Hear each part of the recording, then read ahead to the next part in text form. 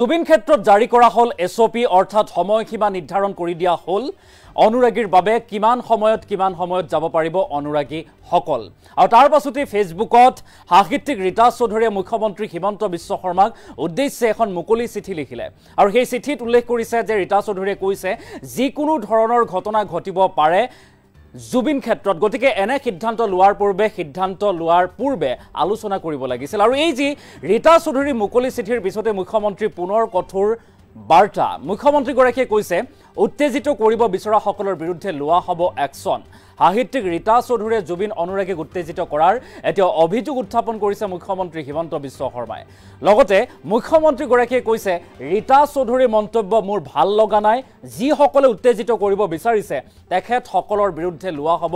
কঠোৰ ব্যৱস্থা এনেদৰে কঠোৰ হোৱা দেখিবলৈ পোৱা গৈছে মুখ্যমন্ত্ৰী হিমন্ত বিশ্ব শৰ্মা এটা ডাঙৰ খবৰ আমি এই মুহূৰ্তত লৈ আহিছো জুবিন গাৰ্গৰ সমাধি ক্ষেত্ৰত এছঅপি জাৰিক লৈ পুনৰ কঠোৰ হৈছে মুখ্যমন্ত্ৰী হিমন্ত বিশ্ব শৰ্মা মুখ্যমন্ত্ৰীগৰাকীৰ কঠোৰ বাৰ্তা আছে উত্তেজিত কৰিব বিচৰা সকলৰ বিৰুদ্ধে লোৱা হ'ব একশন সাহিত্যিক ৰীতা চৌধুৰীয়ে জুবিন অনুৰাগীক উত্তেজিত কৰাৰ অভিযোগ উত্থাপন কৰিছে এতিয়া মুখ্যমন্ত্ৰী হিমন্ত বিশ্ব শৰ্মাই ৰাতি 10টাৰ পিছত কিয় যাব লাগে জুবিন ক্ষেত্ৰলৈ ৰাতি 10টাৰ পিছত জুবিন ক্ষেত্ৰলৈ কিয় যাব লাগে 10টাৰ পিছত কোনেও কামাখ্যা মন্দিৰলৈ কোনা যায় এই মন্তব্য মুখ্যমন্ত্ৰীগৰাকীৰ সোণাপুৰৰ স্থানীয় মানুহক আমি অশান্তি কিয় দিম বুলিও এতিয়া উল্লেখ কৰিছে মুখ্যমন্ত্ৰী হিমন্ত বিশ্ব শৰ্মাই ৰীতা চৌধুৰীয়ে কৰা মন্তব্য মোৰ ভাল লগা নাই এনেদৰে সামাজিক মাধ্যমত লিখা চিঠিৰ প্ৰত্যুত্তৰ দিছে মুখ্যমন্ত্ৰীগৰাকীয়ে পৰোক্ষভাৱে জুবিন অনুৰাগীক উত্তেজিত কৰিছে ৰীতা চৌধুৰীয়ে আৰু উত্তেজিত কৰিব বিচৰা সকলৰ বিৰুদ্ধে কঠোৰ ব্যৱস্থা লোৱা হ'ব বুলিও এতিয়া সাহিত্যিক ৰীতা চৌধুৰীক উভতি ধৰিছে অসমত একাংশই নতুন নিয়ম সৃষ্টি কৰিব বিচাৰিছে এই মন্তব্য হৈছে মুখ্যমন্ত্ৰীগৰাকীৰ জুবিন ক্ষেত্ৰত জাৰি কৰা এছঅপিক লৈ এই মন্তব্য কৰিছিল ৰীতা চৌধুৰীয়ে সামাজিক মাধ্যমত লিখিছিল মুখ্যমন্ত্ৰীলৈ মুকলি চিঠি লিখিছিল সাহিত্যিক ৰীতা চৌধুৰীয়ে আৰু বাধা নিষেধৰ বাবে আত্মসননৰ পৰা বিদ্ৰোহৰ দৰে ঘটনা ঘটিব পাৰে বুলি উল্লেখ কৰিছিল ৰীতা চৌধুৰীয়ে বিভিন্ন ধৰণৰ ঘটনা হয়তো ঘটিব পাৰে জুবিন ক্ষেত্ৰত আৰু সেই যি এছঅপি জাৰি কৰা হৈছিল জুবিন ক্ষেত্ৰত তাকে লৈ পুনৰবাৰ কঠোৰ বাৰ্তা মুখ্যমন্ত্ৰীগৰাকীৰ উত্তেজিত কৰিব বিচৰা সকলৰ বিৰুদ্ধে লোৱা হ'ব কঠোৰ ব্যৱস্থা বা একশন সাহিত্যিক ৰীতা চৌধুৰীয়ে জুবিন অনুৰাগীক উত্তেজিত কৰাৰো এতিয়া অভিযোগ উত্থাপন কৰিছে মুখ্যমন্ত্ৰী হিমন্ত বিশ্ব শৰ্মাই ৰীতা চৌধুৰীয়ে যি মন্তব্য কৰিছে সেই মন্তব্য মোৰ ভাল লগা নাই আৰু সমান্তৰালভাৱে এক প্ৰকাৰে হকিয়াই দিছে যদিহে উত্তেজিত কৰিছে জুবিন অনুৰাগীক ৰীতা চৌধুৰীয়ে তেনেহ'লে তেখেতৰ বিৰুদ্ধে লোৱা হ'ব কঠোৰ ব্যৱস্থা মন্তব্য আছে মুখ্যমন্ত্ৰী হিমন্ত বিশ্ব শৰ্মাই কি কৈছিল আমি মন্তব্য শুনাই ল'ব বিচাৰিছোঁ মই ৰীতা চৌধুৰীৰ বক্তব্যটো দেখিছোঁ মোৰ ভাল লগা নাই কথাখিনি কাৰণ তেওঁ আকৌ কৈছে ইয়াৰ পৰা মানসিক বেয়া হ'ব ৰাস্তাত নামি আহিব তাৰমানে ইনডাইৰেক্টলি মানুহক উত্তেজিত কৰি আছে আৰু আমি উত্তেজিত কৰিব বিচৰা সকলোৰে বিৰুদ্ধে চৰকাৰ কঠোৰ হ'ব ৰাতিপুৱা 6টাৰ পৰা 10টা ইমান সময় আছে আৰু সময় লাগিব মানুহ প্লেনেটৰিয়ামত নাযায় ইউনিভাৰ্চিটিত নাযায় ছায়েন্স মিউজিয়ামত নাযায় কামাখ্যা মন্দিৰত নাযায় ৰাতি 10টাৰ পিছত কোন যাব তাৰ ওচৰ চুবুৰীয়া ল'ৰাবিলাকে পঢ়িব নালাগিব সিহঁতি কি পঢ়া শুনা কৰিব নালাগিব সিহঁতৰোতো এটা জীৱন আছে যোনে মাটিখিনি মৰমত দিলে গতিকে চৰকাৰে উত্তেজিত কৰিব পৰা শক্তিবিলাকৰ বিৰুদ্ধে কঠোৰ হ'ব দিয়া নাই ৰাতি 10টাৰ পিছত কোন যাব লাগে নাই ৰাতি 10টাৰ পিছত অসমত কোনো কামাখ্যা মন্দিৰতো নাযায় এনে কিছুমান কথা কৈ মানুহক উত্তেজিত কৰিব নালাগে লাগিলে তেওঁ যোনেই নহওক কিয় ৰাতি 10টাৰ পিছত মানুহ কামাখ্যা মন্দিৰতো নাযায় 10টা বজাৰ পিছত কোনো মন্দিৰত নাযায় কোনো কলেজত নাযায় কোনো ইউনিভাৰ্চিটিত নাযায় ৰাতি সোণাপুৰত লোকেল মানুহ থাকেতো তেওঁলোকে ইমান মৰমেৰে জাগাখন এৰি দিছে এটা তেওঁলোকক গোটেই ৰাতি আমি দিগদাৰি কৰি থাকিম নেকি মোৰ ঘৰৰ কাষত সমাধি আছে মই ইমান মৰমেৰে মাটিখিনি দিছোঁ এটা তেওঁলোকক গোটেই ৰাতি আমি কষ্ট দি থাকিম নেকি গতিকে এইটোতো মানুহে বুজিব লাগিব যে তাত কাষত ওচৰ চুবুৰীয়াও আছে এনে আৰু মানুহক উত্তেজিত কৰিব খুজিলেইতো নহ'ব মই ৰীতা চৌধুৰীৰ বক্তব্যটো দেখিছোঁ মোৰ ভাল লগা নাই কথাখিনি কাৰণ তেওঁ আকৌ কৈছে ইয়াৰ পৰা মানসিক বেয়া হ'ব ৰাস্তাত নামি আহিব তাৰমানে ইনডাইৰেক্টলি মানুহক উত্তেজিত কৰি আছে আৰু আমি উত্তেজিত কৰিব বিচৰা সকলোৰে বিৰুদ্ধে চৰকাৰ কঠোৰ হ'ব ৰাতিপুৱা 6টাৰ পৰা 10টা ইমান সময় আছে আৰু সময় লাগিব মানুহ প্লেনেটৰিয়ামত নাযায় ইউনিভাৰ্চিটিত নাযায় সায়েন্স মিউজিয়ামত নাযায় কামাখ্যা মন্দিৰত নাযায়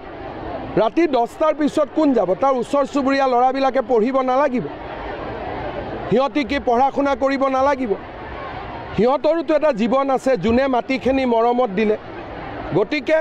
চৰকাৰে উত্তেজিত কৰিব পৰা শক্তিবিলাকৰ বিৰুদ্ধে কঠোৰ হ'ব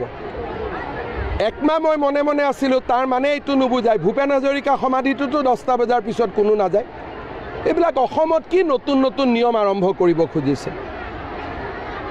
জুবিনে জীয়াই থাকোঁতেতো কেতিয়াও কোৱা নাছিল যে ভূপেন হাজৰিকাৰ সমাধিটো ৰাতি 10টাৰ পিছত মুকলি কৰি দিয়ক যি কথা জুবিনে কোৱা নাছিল সেই কথা আমি কিয় কওঁ কেতিয়াবা জুবিনে ডিমাণ্ড কৰিছিল নেকি যে ৰাতি 10টা বজাৰ পিছত ভূপেন হাজৰিকাৰ সমাধিটো খুলি দিয়ক বুলি যিটো কাম জুবিনে জীয়াই থকা দিনত কৰা নাছিল জুবিনৰ নাম লৈ জুবিনৰ মৃত্যুৰ পিছত এইবিলাক কাম আমি কৰিব নাপায় ক'ব পাৰে 10টাৰ জেগাত 10:30 কৰি দিয়ক বেলেগ কথা বোলে 10টাৰ জেগাত 11টা কৰি দিয়ক বেলেগ কথা কিন্তু এইবিলাক কি কথা নতুন ল'ৰা উত্তেজিত হৈ যাব নতুন ল'ৰাৰ আৰু বেলেগ কাম নাই উত্তেজিত হ'ব নিজৰ অসমত নিজে উত্তেজিত হ'ব অসমখন তেওঁলোকৰ জন্মভূমি নহয় নতুন ল'ৰাৰ অসমখন মাতৃভূমি নহয় নতুন ল'ৰাই মুঠকৈ অসমক বেছি ভাল পায় সেইকাৰণে অসমত আজিলৈকে এটাও গণ্ডগোল হোৱা নাই আমি মন্তব্য শুনাৰ চেষ্টা কৰিলোঁ মুখ্যমন্ত্ৰী হিমন্ত বিশ্ব শৰ্মাই শেহতীয়াকৈ ৰীতা চৌধুৰীৰ ফেচবুক পোষ্টক লৈ এই প্ৰতিক্ৰিয়া আগবঢ়াইছে এক কঠোৰ বাৰ্তা আগবঢ়োৱা দেখিবলৈ পোৱা গৈছে ৰীতা চৌধুৰীক এক প্ৰকাৰে অভিযোগ উত্থাপন কৰিছে ৰীতা চৌধুৰীৰ বিৰুদ্ধে মুখ্যমন্ত্ৰীগৰাকীয়ে জুবিন অনুৰাগীক উত্তেজিত কৰাৰ অভিযোগ আনিছে সাহিত্যিকগৰাকীৰ বিৰুদ্ধে ৰাতি 10টাৰ পিছত কিয় যাব লাগে জুবিন ক্ষেত্ৰলৈ 10টাৰ পিছত কোনেও কামাখ্যা মন্দিৰলৈকো নাযায় সোণাপুৰৰ স্থানীয় মানুহক আমি অশান্তি কিয় দিম বুলি প্ৰশ্ন মুখ্যমন্ত্ৰীগৰাকীৰ ৰীতা চৌধুৰীয়ে কৰা মন্তব্য মোৰ ভাল লগা নাই পৰোক্ষভাৱে জুবিন অনুৰাগীক উত্তেজিত কৰিছে সাহিত্যিক ৰীতা চৌধুৰীয়ে আৰু উত্তেজিত কৰিব বিচৰাসকলৰ বিৰুদ্ধে কঠোৰ ব্যৱস্থা লোৱা হ'ব বুলিও এতিয়া হকিয়াই দিছে অসমত একাংশই নতুন নতুন নিয়ম সৃষ্টি কৰিব বিচাৰিছে জুবিন ক্ষেত্ৰত জাৰি কৰা এছঅপিক লৈ মন্তব্য কৰিছিল ৰীতা চৌধুৰীয়ে সামাজিক মাধ্যমত লিখিছিল মুখ্যমন্ত্ৰীলৈ মুকলি চিঠি লিখিছিল ৰীতা চৌধুৰীয়ে লিখা সেই মুকলি চিঠিখন কি আছিল আমি পঢ়ি শুনাব বিচাৰিছোঁ মাননীয় মুখ্যমন্ত্ৰী মহোদয় ৰীতা চৌধুৰীয়ে লিখা অনুসৰি সেই মুকলি চিঠিখন কেতিয়াবা আপোনাক পৰিবেষ্টিত কৰি ৰখা আপোনাৰ শুভাকাংক্ষীৰ সকলে সাধাৰণতে যিসকলৰ বেছিভাগে তুষামোদকাৰী তেওঁলোকে পৰিস্থিতিৰ যথাযথ ছবিখন অনুধাৱন কৰিব নোৱাৰি প্ৰকৃত ছবিখন তুলি ধৰিব নোৱাৰিবও পাৰে সিদ্ধান্তবোৰ লওঁতে সেয়েহে ভুল হোৱাৰ সম্ভাৱনা থাকে জুবিনক ভাল পোৱা সকলোৱে জুবিন ক্ষেত্ৰলৈ দিনত আহিবলৈ সময় নাপাবও পাৰে দিন হাজিৰা কৰাৰ পৰা জীৱিকাৰ বিভিন্ন ক্ষেত্ৰত ব্যস্ত থাকে মানুহবোৰ সেয়েহে টোপনি আৰু জিৰণিৰ বিসৰ্জন দি দূৰ দূৰণিৰ পৰা আহে কিছুমানে বাৰে বাৰে আহে জুবিনৰ প্ৰতি তেওঁলোকৰ ভাল পোৱা জোখ লোৱাৰ অসম্ভৱ অগণন মানুহে জুবিনক হঠাতে হেৰুৱাই যি মানসিক কষ্ট পাইছে তাৰ পৰা আজিলৈকে ওলাব পৰা নাই তাৰ ভিতৰত ময়ো আছোঁ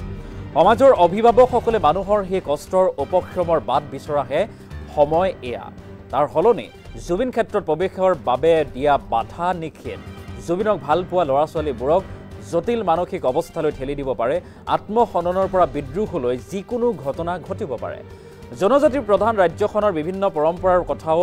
আমি শ্ৰদ্ধা সহকাৰে বিবেচনা কৰিব লাগিব একেদৰে আইন শৃংখলা ৰক্ষাৰ দায়িত্বও প্ৰশাসনৰ আছে মই এজন দায়িত্বশীল লেখক আৰু মাতৃ মাত মতাটো অতি জৰুৰী বুলি যেতিয়া ভাৱ হয় তেতিয়া মাত এষাৰ দিওঁ যি কওঁ সঠিক বুলি আৰু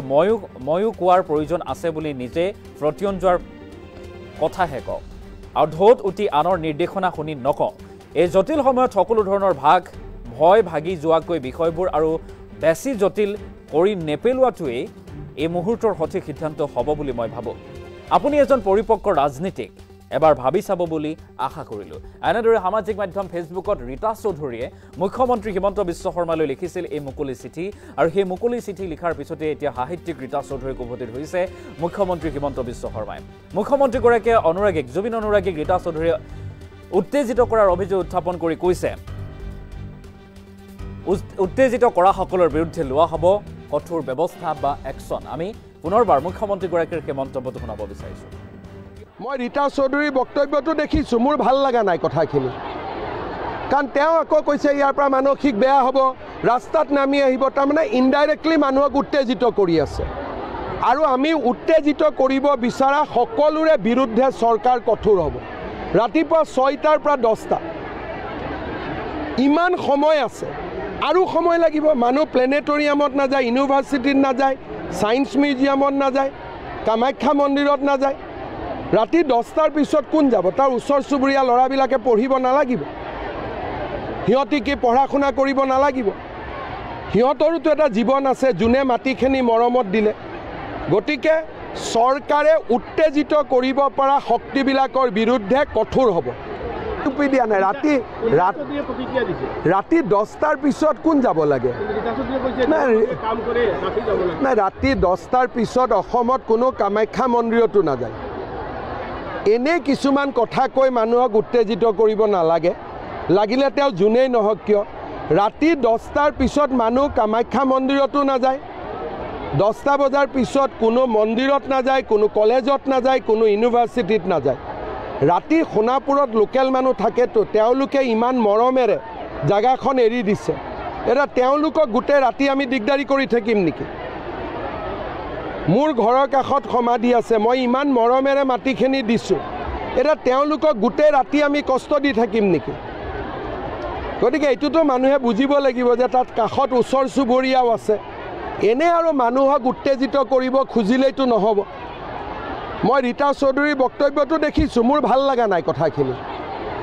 কাৰণ তেওঁ আকৌ কৈছে ইয়াৰ পৰা মানসিক বেয়া হ'ব, ৰাস্তাত নামি আহিব, তাৰমানে ইনডাইৰেক্টলি মানুহক উত্তেজিত কৰি আছে।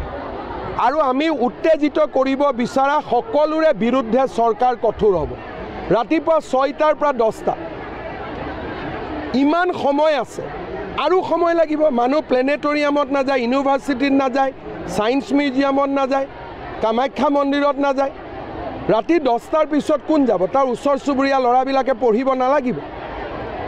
সিহঁতি কি পঢ়া শুনা কৰিব নালাগিব? সিহঁতৰোতো এটা জীৱন আছে, যোনে মাটিখিনি মৰমত দিলে। গতিকে চৰকাৰে উত্তেজিত কৰিব পৰা শক্তিবিলাকৰ বিৰুদ্ধে কঠোৰ হ'ব। একমাহ মই মনে মনে আছিলোঁ, তাৰ মানে এইটো নুবুজায় ভূপেন হাজৰিকা সমাধিটোতো 10টা বজাৰ পিছত কোনো নাযায়। এইবিলাক অসমত কি নতুন নতুন নিয়ম আৰম্ভ কৰিব খুজিছে? জুবিনে জীয়াই থাকোঁতেতো কেতিয়াও কোৱা নাছিল যে ভূপেন হাজৰিকাৰ সমাধিটো ৰাতি 10টাৰ পিছত মুকলি কৰি দিয়ক। যি কথা জুবিনে কোৱা নাছিল সেই কথা আমি কিয় কওঁ? কেতিয়াবা জুবিনে ডিমাণ্ড কৰিছিল নেকি যে ৰাতি 10টা বজাৰ পিছত ভূপেন হাজৰিকাৰ সমাধিটো খুলি দিয়ক বুলি? যিটো কাম জুবিনে জীয়াই থকা দিনত কৰা নাছিল, জুবিনৰ নাম লৈ জুবিনৰ মৃত্যুৰ পিছত এইবিলাক কাম আমি কৰিব নাপায়। ক'ব পাৰে 10টাৰ জেগাত 10:30 কৰি দিয়ক, বেলেগ কথা। বোলে 10টাৰ জেগাত 11টা কৰি দিয়ক, বেলেগ কথা।